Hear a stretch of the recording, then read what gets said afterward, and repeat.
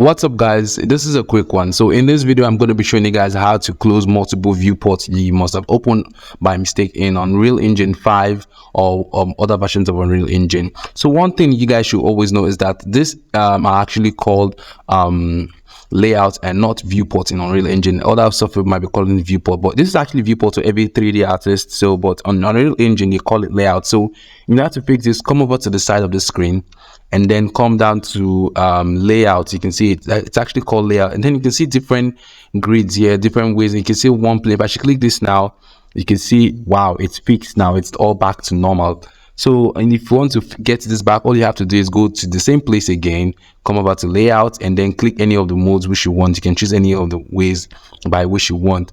Then another ways by which you can actually do this. Let's say you want to get back to normal again. If you don't want to use that method, you can actually come over to this side here and then click on this small icon here that looks like a TV that says maximize or restore this viewport. So if you click this now, wow, it's back.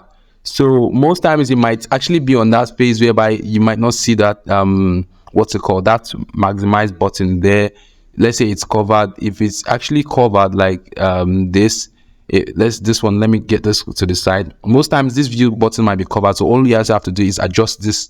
You can adjust this to find this button, and once you click it, it comes back to normal. So basically, let's say you're still having this viewport whereby the whole place is covered and you're not seeing that button clearly. All you just have to do is move the side of the screen so you can, until you get to see it. So once you can see it here, you click it and then you're back to normal. Likewise, it's also the same for these other ones, this other viewports here. You can actually move this thing to the side, select and drag, and then anyone you click, it becomes the viewport. So thanks guys for this, for watching. I hope this video was helpful to you, and if it was, don't forget to give it a big thumbs up and subscribe to my channel for more content like this. Thank you.